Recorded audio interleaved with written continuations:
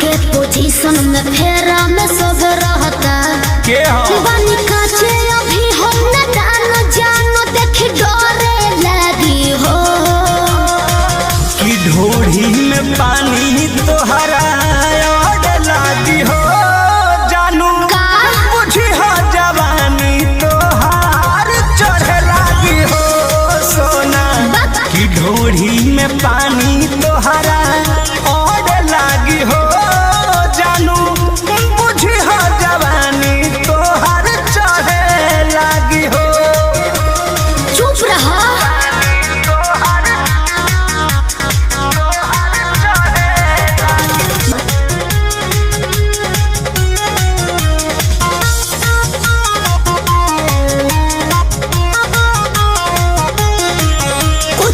के नहीं जानकारी बहो लाइन मारे वाला काम जारी बहो का करता हो अरे कॉल लेवे दे ना हो धीरे धीरे जान जइबू हो का जहिया उल्हा फान जइबू हो कुछ के नहीं जानकारी बहो लाइन मारे वाला काम जारी बहो दे तो साथ धइला हाथ सब सवारे लगी हो सुन कि ढोढ़ी में पानी तोहरा और लागी हो बुझी हो जवानी तोहार चढ़े लागी हो कि ढोढ़ी में पानी तोहरा और लागी हो जानू बुझी हो जवानी तोहार चढ़े लागी हो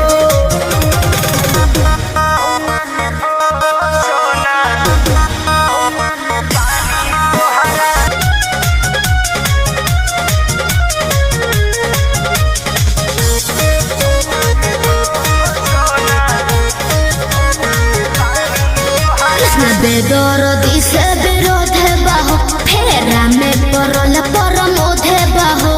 ये तो सच बोली हो हो चंदन बियाहूत गचबा काहे चीज तोहर भेरी मचबा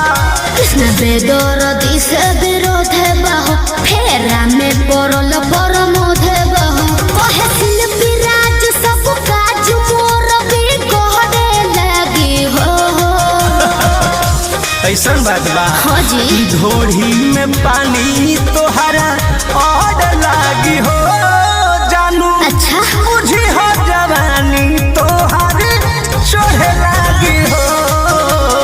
ओ कि ढोढ़ी में पानी तोहर और लागी हो जानू बुझी हो जवानी तोहर चढ़े लागी हो पढ़तानी नौआ में रहतानी गौआ में टेंशन भइल रहता ओ जानी ट्यूशन में बन के पोजीशन में फेरा में सब रहता के हो बानी काचे अभी हम न जानो देख डरे लगी हो कि ढोढ़ी में पानी तोहरा और लागी हो जानू का बुझी हो जवानी तोहार चढ़े लागी हो सोना कि ढोढ़ी में पानी तोहरा